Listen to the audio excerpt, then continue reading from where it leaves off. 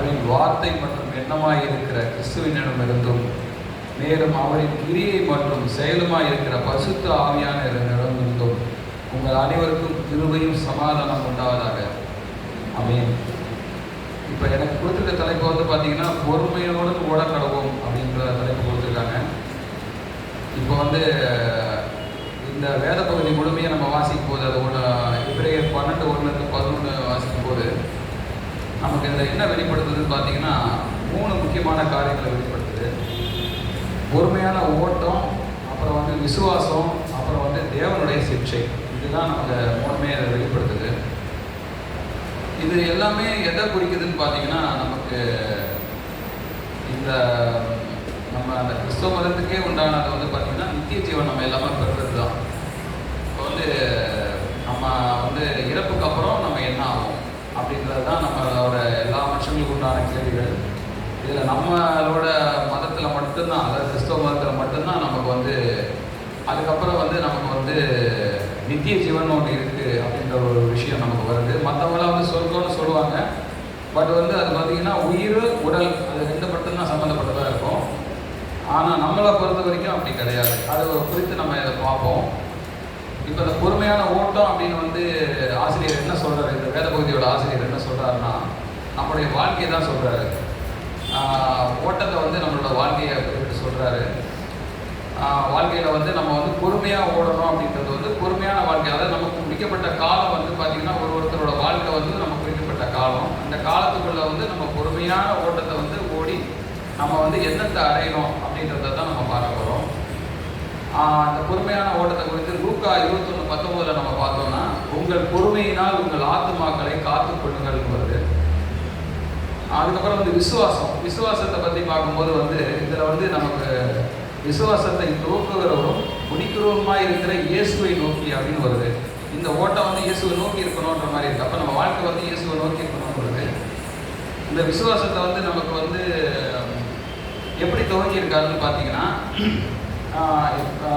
அவர் வந்து நம்மளோட வந்து ஒரு மனிதனாக வாழ்ந்து மரித்து அதுக்கப்புறம் உயிரோடு எழுந்து திரும்ப வந்து நமக்கு பரலோகத்துக்கு போயிருக்கிறாரு. போய் வந்து தேவனோட வலது பாசத்தில் வச்சுருக்கிறாரு. அங்கேருந்து வந்து திரும்ப நம்மளை வந்து நியாயத்திற்கு வருவார். அப்போ வந்து துவக்கினது வந்து எப்படி துவக்கியிருக்காருன்னா இங்கே வந்து வாழ்ந்து நம்மளோட ஒரு மனுஷனாக வாழ்ந்து நமக்கு ஒரு உதாரணமாக வாழ்ந்து அவர் வந்து பரலோகத்துக்கு போயிருக்கிறாரு. இது வந்து நமக்கு ஒரு விசுவாசத்தோட ஒரு துவக்கம். இதை வந்து நம்ம விசுவாசிக்கிறோம். நம்ம கிறிஸ்தவர்கள் எல்லாமே இதை விசுவாசிக்கிறோம். அவர் வந்து பரலோகத்தில் இருக்காருங்க. திரும்ப வந்து நியாய தீர்ப்பில் வந்து நமக்கு திரும்ப வந்துட்டு நம்ம வந்து அதன்படி வாழ்ந்துருந்தோம் அப்படின்னா அவர் என்ன சொன்னாரோ அதன்படி நம்ம வாழ்ந்துருந்தோம்னா நமக்கு வந்து அவர் வந்து நியாய பிரமாணம் நியாய தீர்ப்பு மூலிமா நம்மளை ரட்சித்து திரும்ப நமக்கு பரலோகத்தில் கொண்டு வராரோ, இல்லைன்னா நம்மளை வந்து இங்கே பிசாசு கூட வந்து நம்ம எங்கேயே நரகத்தில் விட்டு போகிறாருன்றதை வந்து நம்ம விசுவாசிக்கணும்.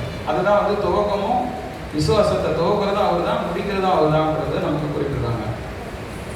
அது வந்து விசுவாசத்தை குறித்து நம்ம பார்க்கணும்னா எபிரேயர் 11:6 பார்க்கலாம். விசுவாசம் இல்லாமல் கர்த்தருக்கு பிரியமாக இருப்பது கூடாத காரியம்.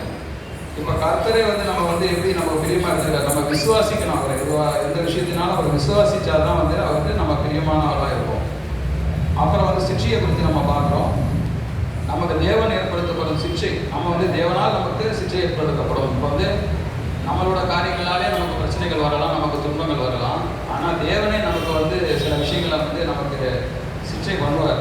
அப்போ வந்து அது வந்து நம்ம சோதனை காலமாக எடுத்துக்கிட்டு அந்த சோதனை காலத்தில் வந்து நம்ம வந்து அவரை விசுவாசிக்காமல் பின்மாறி நம்ம போகக்கூடாது. அதையும் வந்து சோர்ந்து போகாமல் அவரை நம்ம மேலும் உறுதியாக வந்து நம்ம பற்றிக்கணும்.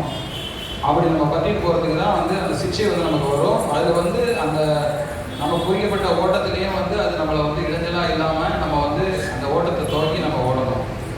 அதுதான் எபிரேயர் 12:11 வந்து நம்ம பார்க்குறோம். தேவனின் சிக்ஷை தற்காலத்தில் துக்கமாக காணப்படும், ஆகிலும் பிற்பாடு நீதியான சமாதானத்தை தரும்னு நம்ம பார்க்குறோம். இப்போ வந்து இதெல்லாம் நம்ம பார்த்துட்டோம். இப்போ நித்திய ஜீவன்னா என்னன்றது நம்ம எல்லாருக்குமே ஒரு குழப்பம் இருக்கும். இப்போ வந்து ஆவின்றாங்க, ஆத்மான்றாங்க, சரீரம்ன்றாங்க. அப்போ நித்திய ஜீவன்னா என்ன அப்படின்றது ஒரு குழப்பம் இருக்கும். நம்ம எல்லாருக்கும் நிறைய நம்ம பைபிள் படிக்கும்போது நித்திய ஜீவன் வரும். அது ஒரு குழப்பம் இருந்துகிட்டே தான் இருக்கும். அதை குறித்து நம்ம கொஞ்சம் பார்க்கலாம். இப்போ வந்து நமக்கு என்ன தெரியும், நம்ம கிறிஸ்தவ மதத்துக்கு நம்ம கொஞ்ச நேரம் முன்னாடி பாடின பாட்டு கூட ஆவியான்மா சரீரத்தை பற்றி பாடினோம். இப்போ வந்து நித்திய ஜீவன் வந்து உங்களுக்கு நித்திய ஜீவன் உண்டு என்று நீங்கள் அறியவும் அப்படின்னு 1 யோவான் 5:13 நம்ம பார்க்குறோம். அதே மாதிரி ரோமர் 6:23 வந்து என்ன வருதுன்னா, பாவத்தின் சம்பளம் மரணம்னு வருது, தேவனுடைய கிருபை வரமோ இயேசு கிறிஸ்துவினால் உண்டான நித்திய ஜீவன் வருது. இப்போ இது ரெண்டுத்துக்கும் வந்து என்னன்னு பார்த்தீங்கன்னா, மரணம்னு வருது, அப்புறம் வந்து ஜீவன் வருது அப்படின்றத நம்ம புரிஞ்சுக்கிறதுக்கு உண்டான வந்து என்னன்னா, இப்போ வந்து உடம்பு இருக்கு, நம்மளோட உடம்பு என்ன ஆகுது, நம்மளோட மரணத்துக்கு அப்புறம் வந்து அது அழிஞ்சிருது.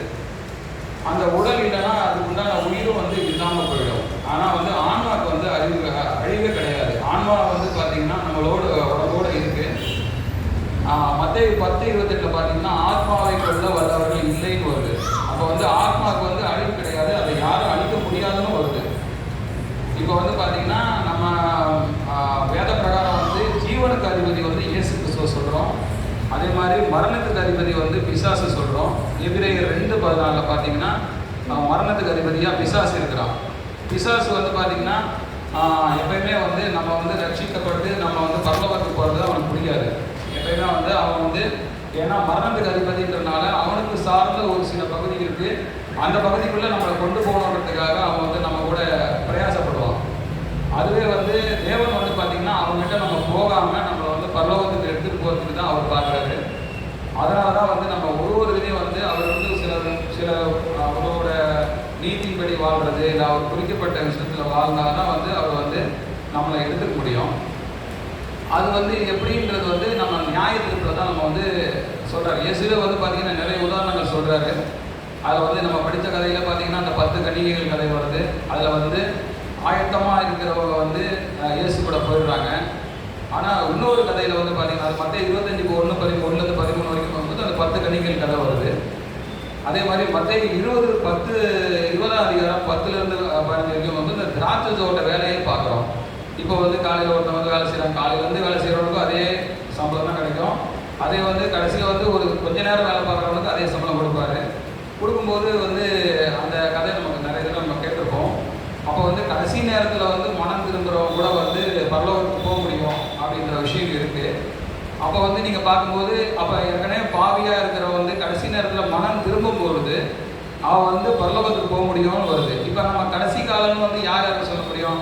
ரொம்ப வயசானவங்களை மட்டும் நம்ம சொல்ல முடியாது. இப்போ வந்து நாளைக்கு என்ன நடக்கும்னு யாருக்குமே தெரியாது. அப்போ அதுக்குள்ளே நம்மளோட ஆத்மா வந்து நம்ம ஆதாயப்படுத்திக்கிறோம். ஆத்மா வந்து பார்த்திங்கன்னா நம்ம நினச்சிட்டு இருக்கோம், எனக்கு இன்னும் காலம் இருக்குது, நான் வந்து ஆதாயப்படுத்திக்கலாம்னு நம்ம நினைக்கிறோம். அப்படி கிடையாது. ஏன்னா ஆத்மாவை பொறுத்த வரைக்கும் நம்ம குறிப்பிட்ட காலம் என்னன்றது நமக்கு தெரியாது. அதுக்கும் உண்டான நிறைய உதாரணம் வந்து இயேசு கிறிஸ்துவே சொல்லியிருக்கிற மாதிரி, ஒரு பணக்காரன் இருந்தால் அவன் வந்து நான் நிறையா வந்து இப்போ பணம் வச்சுருக்கேன், நான் இதெல்லாம் இது பண்ணிக்குவேன், நான் வந்து அதை வச்சு ரொம்ப சிறப்பாக வாழ்வேன் யோசிப்பான். ஆனால் அவர் என்ன சொல்லுவார், நீ வந்து இரவே கூட நீ இறந்துருவே அப்படின்னு வருவார். அதனால் வந்து அடுத்த நாள் என்ன நமக்கு தெரியாது. அதுக்குள்ளே நம்ம ஆத்மாவை ஆதாயப்படுத்தினா மட்டும்தான் நம்ம போக முடியும். இப்போ வந்து நியாய தீர்ப்பு அப்படின்றது வரும்போது நான் சொல்லியிருந்தேன். நியாய தீர்ப்பு வந்து பார்த்திங்கன்னா மத்தேயு 25ஆம் அதிகாரம் 46ஆம் வசனம் என்ன 25ஆம் அதிகாரத்தில் என்ன வருதுன்னா, இயேசு கிறிஸ்து திரும்ப நியாய தீர்ப்பு வரும்போது நம்மளை வந்து 2ஆக பிரிக்கிற மாதிரி ஒரு ஓமை சொல்லியிருப்பார். அதாவது வெள்ளாடுகளாகவும் செம்மறி ஆடுகளாகவும் பிரிக்கிறாரு. வலது கை பக்கமாக இருக்கிற செம்மறி ஆடுகள்லாம் வந்து அவர் வந்து சில உதாரணங்கள் சொல்கிறார். நீங்கள் இதெல்லாம் செஞ்சீங்க, அதனால் வந்து நீங்கள் பரலோகத்துக்கு போங்கன்னு சொல்கிறாரு. அதே மாதிரி இடதுபுறமாக இருக்கிற வந்து வெள்ளாடுகளை வந்து பார்த்தீங்கன்னா நீங்கள் வந்து இதெல்லாம் செய்யலை, அதனால் நீங்கள் வந்து நித்திய ஆக்கினைக்குள்ளே போங்கன்னு சொல்கிறாரு. அப்போ வந்து நித்திய ஜீவன்ன்றது வந்து ஒன்றும் கிடையாது. ஆத்மா வந்து அது வந்து அதுக்கு அழிவில் நான் சொல்லிட்டேன். அந்த ஆத்மாங்கிறது நம்ம எல்லாருக்குள்ளே இருக்குன்னு சொல்லிட்டேன். அப்போ வந்து நமக்கு 2 வழி தான் இருக்குது. ஒன்று வந்து நீங்கள் பரலோகத்துக்கு போகலாம், இல்லைன்னா நித்திய ஆக்கினையை வந்து பெற்று நீங்கள் பிசாசுக்கிட்ட போகணும். இப்போ வந்து இதை பார்க்க போனால் வந்து இப்போ வந்து நீங்கள் வந்து நினைக்கலாம், இப்போ நான் இறந்து போனப்பறம் எனக்கு என்னன்னு நினைக்கலாம். பட் ஆனால் உங்கள் ஆத்மா வந்து அது வந்து கஷ்டப்பட தான் போகுது. நீங்கள் வந்து உங்கள் ஆத்மாவை ஆதாயப்படுத்தி கடவுள்கிட்ட நீங்கள் கொண்டு போகணும்னு நினச்சிங்கன்னா நீங்கள் நித்திய ஜீவனம் பெற்றுட்டு நீங்கள் போய்க்கலாம்.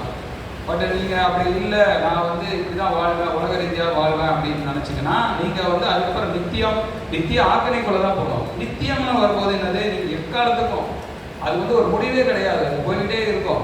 அப்போ வந்து நம்ம வந்து இதை வந்து நம்ம எப்படி இதை தான் இயேசு சொல்கிறாரு, பிழைப்பான்னு சொல்கிறாரு. பிழைக்கிறது வந்து என்னது, ஒரு பிரச்சனையிலேருந்து பிழைக்கிறது.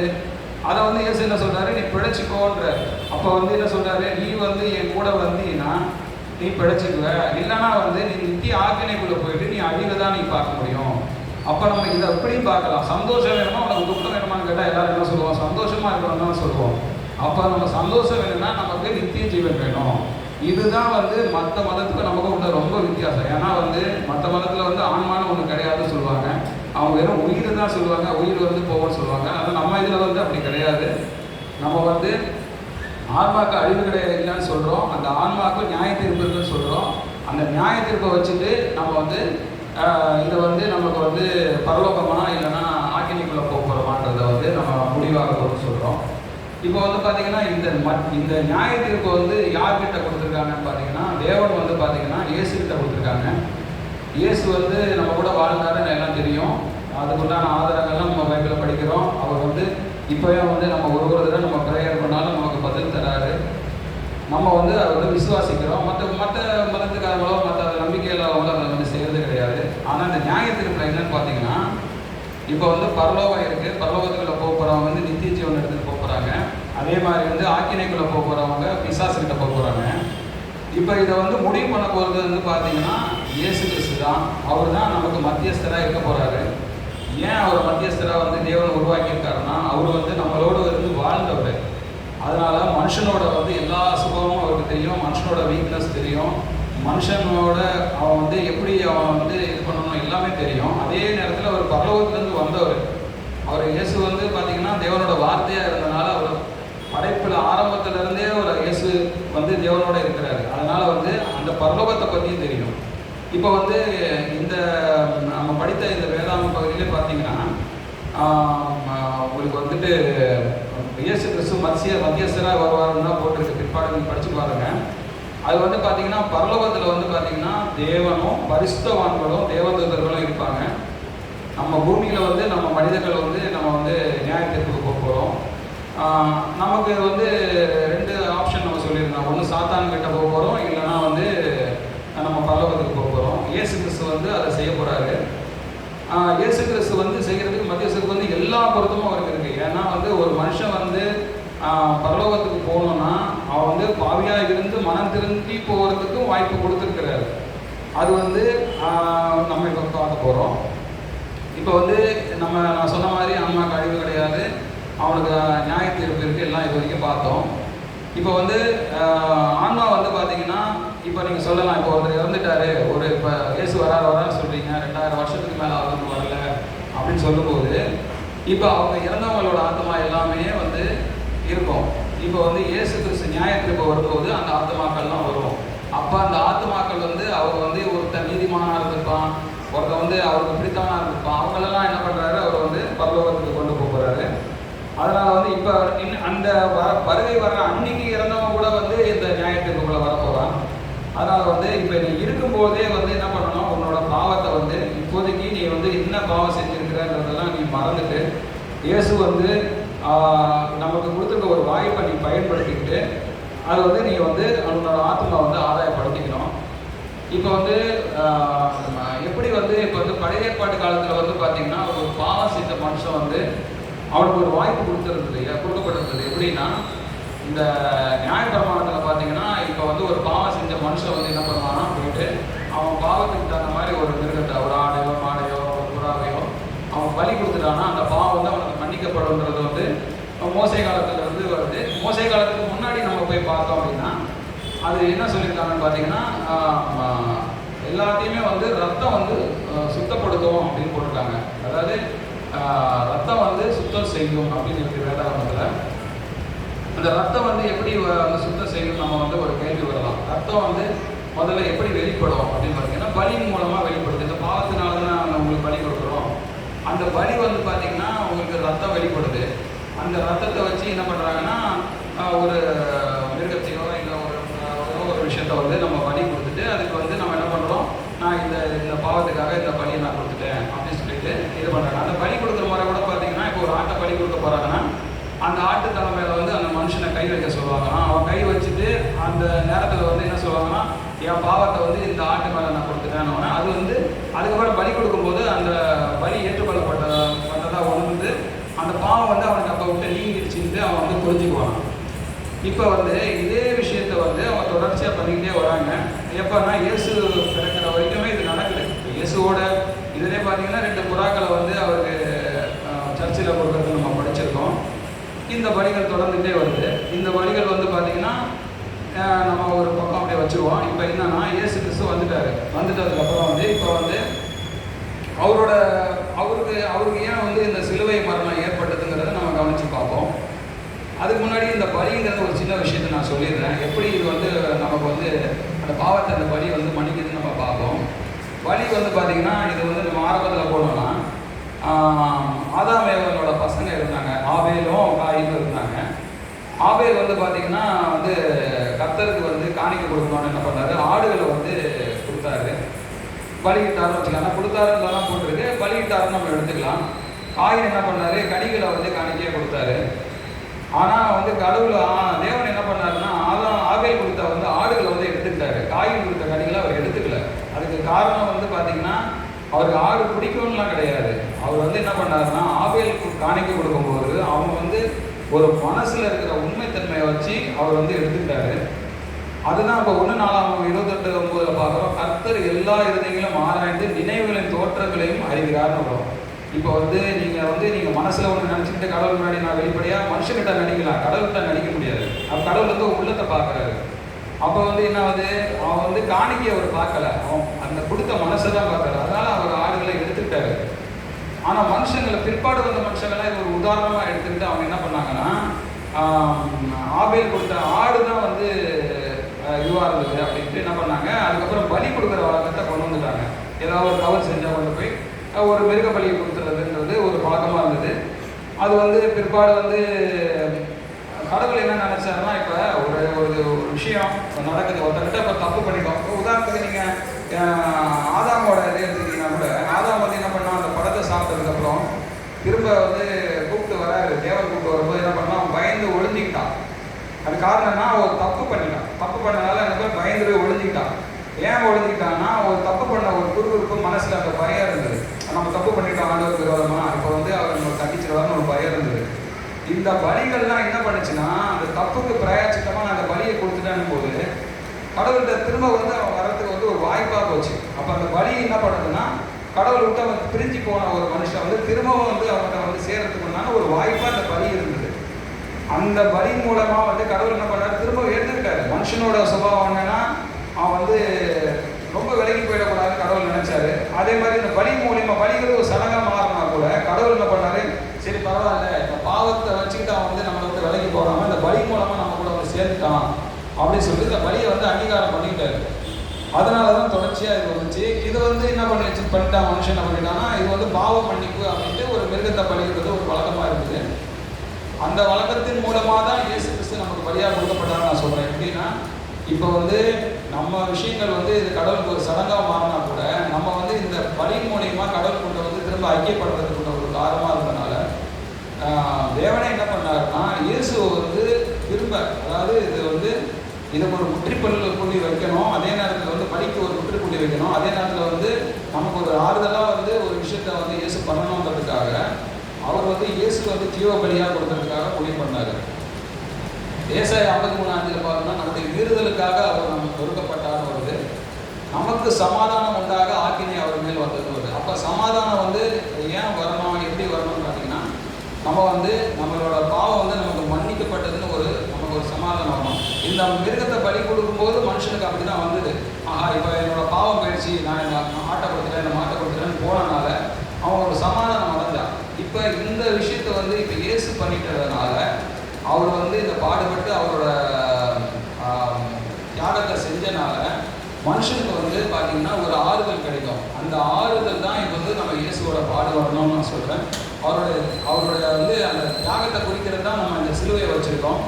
இந்த சிலுவை வந்து பார்த்திங்கன்னா நம்ம வந்து அது ஒன்றும் பெரிய ஒரு காமிச்ச உடனே போயிடுது அப்படிலாம் கிடையாது. அது என்னன்னா நமக்கு குறிக்கிற சிம்பல் என்னன்னா அந்த தியாகத்தை நினைவு கொடுக்குற ஒரு விஷயம். அது அந்த சிலுவை நம்ம பார்க்கும்போது தான் அதில் நமக்கு என்ன தெரியணும்னா என்னோட பாவத்துக்காக அவர் வந்து பலியானார்ன்றதை பார்க்குறோம். அதே நேரத்தில் அந்த தியாகத்தை பார்க்குறோம். இப்போ ஒரு மிருகத்தை கொண்டு போய் பலிக்கிறோம்னா அது ஒன்றும் விரும்பி வந்து அது வந்து அதோட உயிரை கொடுக்க போகிறது கிடையாது. மனுஷனாக கொண்டு போயிட்டு அதோட என் பாவத்தை அவனை வைக்கிறேன்ட்டு தான் அதை பலி கொடுக்குறாங்க. பட் இயேசு கிறிஸ்துவை பொறுத்த வரைக்கும் அப்படி கிடையாது. அவர் வந்து எல்லாத்தையும் உணர்ந்து இந்த பாவம் எல்லாம் என் மேலே சுமத்தப்படும்னு தெரிஞ்சுதான் போயிட்டு அதை செஞ்சார். சிலுவையில் வந்து அவர் மரணம் அடையும் போது வந்து என் பிதாவே ஏன் என்னை கைவிட்டேன்னு சொன்னது கூட காரணம் கூட பார்த்தீங்கன்னா அவர் மேலே பாவம் ஃபுல்லாக பாவம் வந்தனால அவர் வந்து தேவனுக்கும் அவருக்கும் ரொம்ப பெரிய பிரிவு உண்டாயிடுச்சு. அதனால வந்து அவர் அந்த நேரம் வந்து அந்த அந்த ஆற்றாமையில தான் அவர் கத்தினாருன்றதை கூட நம்ம வேதத்தில் வாசிக்கிறோம். இப்போ வந்து இது வந்து ஏற்கனவே இந்த விஷயங்கள் வந்து பார்த்தீங்கன்னா இப்போ நான் சொன்ன ஒப்புமை வந்து ஏற்கனவே வந்து நம்ம என்னாமோ 21:8 பார்த்தீங்கன்னா ஒரு கம்பில் வந்து வெண்கல சர்பத்தை வந்து உருவத்தை செஞ்சு நீ வந்து அதை ஒரு கம்பில் தூக்கி வைன்னு சொன்னார். காரணம் என்னென்னா அந்த பாம்பு வந்து வழியில் கடித்ததப்போ கல்யாணத்தப்ப அதை கடிக்க வச்சது தேவன் தான். ஏன்னா அவங்க வந்து இஸ்ரவேல் ஜனங்கள் சரியில்லாதனால அதை செஞ்சார். அதுக்கப்புறம் மோசே வந்து வேண்டும் போது சொன்னார், இந்த மாதிரி நீங்கள் ஒரு உருவத்தை செஞ்சு அதை ஒரு கம்பில் தூக்கி வைப்பா அப்படின்னு சொன்னார். அதை பார்க்குறவன் வந்து படைப்பான்னு சொன்னார். அதே மாதிரி வந்து அவங்க பண்ணும்போது அந்த கடிப்பட்டவங்க வந்து மறிக்காமல் அதை வந்து பார்க்கும்போது படைச்சாங்க. அதே விஷயம்தான் இதில். இப்போ நம்ம சிலுவையை பார்க்கும்போது நம்ம செய்கிற பாவங்களால் நம்ம குத்தப்பட்டு நம்ம என்ன பண்ணுவோம்னா அந்த பாவத்தை நம்ம திரும்ப செய்யாதபடிக்கு எனக்காக ஏற்கனவே மறித்திருக்கிறார், நான் திரும்ப வந்து நான் அந்த பாவத்தை செய்ய மாட்டேன்னு நம்ம உறுதி போட்டு அதை பண்ணாமல் இருக்கிறதுக்கு தான் நம்மளோட அந்த சிலுவையை நம்ம வந்து நினச்சி பார்க்குறோம். இப்போ வந்து நியாயப்பிரமாணத்தை பற்றி நம்ம ஏற்கனவே பார்த்தோம். நியாயப்பிரமாணம்ன்றது வந்து பார்த்திங்கன்னா முதலாம் உடன்படிக்கையில் இருந்தது. இப்போ நடக்கிறது வந்து 2ஆம் உடன்படிக்கை. முதலாம் உடன்படிக்கையில் வந்து மோசே வந்து அவருக்கு 10 கட்டளை வந்து ஆண்டவரே கொடுத்தாரு. அதுக்கப்புறம் யோசுவாவுக்கும் நிறைய கட்டளை கொடுத்து மக்கள்கிட்ட சொல்ல சொன்னார். இதெல்லாம் வந்து தொகுத்தது தான் ஒரு நியாயப்பிரமாணம்ன்றது. இப்படி தான் வாழணும் அப்படின்ற வந்து ஒரு சட்ட விதி மாதிரி. இதை வந்து கரெக்டாக கடைப்பிடிக்கிறவங்கள தான் என்ன சொல்லுவாங்க, பரிசுத்தவான்கள்னு சொல்லுவாங்க, நீதிமான்கள்னு சொல்லுவாங்க. அவங்க மட்டும்தான் வந்து பரலோகத்துக்கு போனாங்க முன்னாடி. ஆனால் இப்போ வந்து பார்த்தீங்கன்னா 2ஆம் உடன்படிக்கை, இந்த 2ஆம் உடன்படிக்கை வந்து இப்போ வந்து நடைமுறையில் இருக்குது. அதில் ஒரு பாதி முடிஞ்சு போச்சு. ஒரு பாதிங்கிறது வந்து இயேசு கிறிஸ்து வந்தார், சிலுவையில் நமக்காக மரித்தார், அதாவது ஜீவ பலி ஆகிட்டார், பாவத்துக்காக அவர் மரித்துட்டார். ஆனாலும் இப்போ வந்து நம்ம வந்து அதை உணர்ந்து அந்த பாவத்தெல்லாம் நம்ம விட்டு எனக்காக பலிச்சு மரித்தாருன்னு சொல்லிட்டு திரும்ப வந்து நம்ம நித்திய ஜீவன் பெறதுக்காக எல்லா ஆயத்த வரைக்கும் நம்ம செஞ்சால் மட்டும்தான் நம்ம வந்து இந்த 2ஆம் உடன்படிக்கைக்குள்ளே போயிட்டு நம்ம பரலோகத்துக்கு போக முடியும். அதே மாதிரி வந்து பார்த்திங்கன்னா உங்களுக்கு மனம் திரும்புறது தான் வந்து இதில் முக்கியமான விஷயம். இப்போ வந்து நம்ம நினைப்போம் இந்த மாதிரி நான் பாவியாக இருந்துடுறேன், எனக்கு என்ன, நான் இறந்ததுக்கப்புறம் எனக்கு என்ன தெரிய போகுதுன்னு நினச்சோம். அப்படி இல்லைங்கிறதே நம்ம பார்த்துட்டோம். ஆத்மாவுக்கு அழிவு கிடையாது. அந்த ஆத்மா வந்து ஆக்கினைக்கு உட்படுத்தப்படும். நீ பாவமாக செஞ்சுட்டு நீ வந்து பெருசாக பாவம் செஞ்சுக்கிட்டே இருந்தீங்கன்னா உனக்கு நித்திய ஜீவன் கிடைக்காதுங்கிறத பார்த்தோம். இப்போ நித்திய ஜீவன் வந்து உனக்கு வேணும் அப்படிங்கிறது வந்து ஆத்மாவை நீ ஆதாயப்படுத்தினா மட்டும்தான் கிடைக்கும். இப்போ நீங்கள் இயேசு கிறிஸ்து வந்து எல்லாருமே சொல்லிட்டே இருந்தார், இப்போ வந்து நீ வந்து நித்திய ஜீவனை வந்து முன்னே விசுவாசித்தா மட்டும்தான் நீங்கள் அதுக்குள்ளே வர முடியும்னு முதல்ல சொல்கிறாரு. அதுக்கப்புறம் வந்து அதுக்கு பின்பற்ற வழியும் அவரே சொன்னார். அதுக்கப்புறம் என்ன ஆச்சுன்னா அவர் வந்து சிலுவையில் வந்து மறித்து திரும்ப உயிரோடு எழுந்தார். நான் ஏற்கனவே சொன்ன மாதிரி மரணத்துக்கு அதிபதி வந்து சாத்தான்னு சொல்கிறேன். அந்த பிசாசோட செயல் வந்து மரணத்துக்குள்ளே போனவன் வந்து திரும்ப வீட்டு பரலோகத்துக்கு போக முடியாதுன்ற விஷயம்தான் அவன் வந்து அவ்வளோதான் நினச்சிட்டு இருந்தான். ஆனால் இயேசு வந்து மரணத்துக்கு அப்புறம் வந்து அவர் உயிர் தெரிந்தனால அவனுக்கு வந்து இப்படி ஒரு வழி இருக்குங்கிறத வந்து அவனுக்கு தெரியல. அதனால் வந்து என்ன பண்ணுறான்னா அவனோட வேலை வந்து ரொம்ப அதிகமாகிடுச்சு. இப்போ இயேசு வந்து என்ன பண்ணிட்டாரு, நம்ம வந்து என்னதான் சொன்னாலும் அது எல்லாத்தையும் செஞ்சு காட்டிட்டாரு. இப்போ வந்து இறந்ததுக்கப்புறம் வந்து திரும்ப வந்து அவர் வந்து பரலோகத்துக்கு போனதுனால நம்ம வந்து இப்போ நம்ம சில விஷயங்களை வந்து நம்ம என்ன நினைப்போம், இது வந்து இல்லை முடியாதுன்னு நினைப்போம். ஆனால் இயேசு கிறிஸ்து அதை பண்ணிட்டனால இப்போ அந்த விசுவாசத்தை துவக்கிட்டார் இயேசு. அதுதான் நம்ம அந்த வேத பகுதியில் பார்த்தோம். விசுவாசத்தை துவக்கிட்டாரு. இப்போ அதை முடிக்க போகிறது வந்து நியாயப்பிரமாணத்தை தான் முடிப்பார். அந்த நியாயப்பிரமாணம் வரும்போது நியாய தீர்ப்பு வரும்போது அதை முடிப்பார். அதை வந்து நம்ம விசுவாசித்து நம்ம வந்து அந்த வழியில் போனோம். இப்போ வந்து அதுதான் யோவான் 6:47 சொல்லியிருக்காரு, என்னிடம் விசுவாசிக்கிறவனுக்கு நித்திய ஜீவன் உண்டு என்று இயேசு கிறிஸ்து கூறியிருக்கிறாரு. இப்போ வந்து பார்த்திங்கன்னா இப்போ வந்து நம்ம முடிவுக்கு வந்துட்டோம். இப்போ நம்ம இயேசு கிறிஸ்துவை விசுவாசித்து நம்ம நித்திய ஜீவனை வந்து சுதந்திரிக்கிறது தான் நம்மளுக்கு ஒரே குறிக்கோளாக இருக்கிறோம். அதுதான் அந்த ஓட்டத்தை நம்ம ஓட்டங்கிறது ஒன்றும் கிடையாது, நம்மளோட வாழ்க்கை தான். அந்த ஓட்டத்தை நம்ம பொறுமையாக ஓடும்போது, ஏன் பொறுமையாக சொல்கிறோன்னா பொறுமையாக ஓடும்போது தான் வந்து நம்ம வந்து அது கரெக்டாக போய் அணுக முடியும். எப்படின்னா இப்போ சில ஓட்டங்கள் வேகமாக ஓடி நீங்கள் இலக்க அடைஞ்சிடலாம். ஆனால் நம்ம வாழ்க்கை வந்து அப்படி கிடையாது. வாழ்க்கை வந்து நம்ம வந்து ஒருவருக்கு ஒரு குறிப்பிட்ட காலங்கள் இருக்கும். அந்த காலத்துக்கு இந்த மாதிரி நம்ம ஓட வேண்டியிருக்கும். அதனால தான் பொறுமையாக இன்றைக்கி நான் இது வரைக்கும் நான் கரெக்டாக இருந்துட்டேன், இந்த வயசு வரைக்கும் கரெக்டாக இருந்துட்டேன் அப்படின்ற மாதிரி நம்ம இருந்தால் கூட நாளைக்கு திரும்ப ஒரு சோதனை காலம் வரலாம். அதனால் அந்த பொறுமையை நீங்கள் எடுத்துகிட்டே நீங்கள் போகணும். இப்போ வந்து இது எல்லாத்தையும் நீங்கள் நம்பி நீங்கள் நீங்கள் நித்திய ஜீவன் இருக்குன்னு விசுவாசித்து நீங்கள் எல்லாத்தையும் கை கொண்டால் நீங்கள் நித்திய ஜீவனை அடையலாம். இந்த விசுவாசம் நம்ம வாழ்க்கை முழுவதும் தொடர வேண்டும். அதுதான் நான் சொன்ன மாதிரி தான். தேவனுடைய சிற்சியின் நடுவில் வரும், சாத்தானுடைய பொருட்கள் வரும். இது எல்லாத்தையும் தாண்டி நம்ம தொடர்ச்சியாக நம்ம வந்து பொறுமையாக ஓடணும். அதே மாதிரி இந்த சிச்சுவேஷன் எடுத்து நம்ம வந்து பின்மாறி போனால் இது வந்து நம்ம ஆத்துமாக்க நம்ம கொடுக்குற இழப்பு தான். ஏன்னா வந்து உங்களுக்கு எல்லாமே இந்த வேத புஸ்தகம் மூலயமா எல்லாமே நமக்கு தெளிவாக நம்ம சொல்லிட்டாங்க, எல்லாத்தையும் நம்ம படிக்கிறோம். ஆனாலும் இதை நம்ம கை கொள்ளாமல் நம்ம என்ன பண்ணோம், திரும்ப திரும்ப நம்ம வந்து ஆதாயப்படுத்தாமல் ஆத்மாவை அழிவுக்கு நேராக கொண்டு போனோம்னா இது வந்து கண்டிப்பாக நமக்கு நித்திய ஜீவன் கிடைக்காது. அதனால் இப்போ நீங்கள் நம்மளே நம்ம சோதித்து பார்த்துக்கணும், நம்ம வந்து இதில் என்ன கண்டிஷனில் இருக்கிறோம்.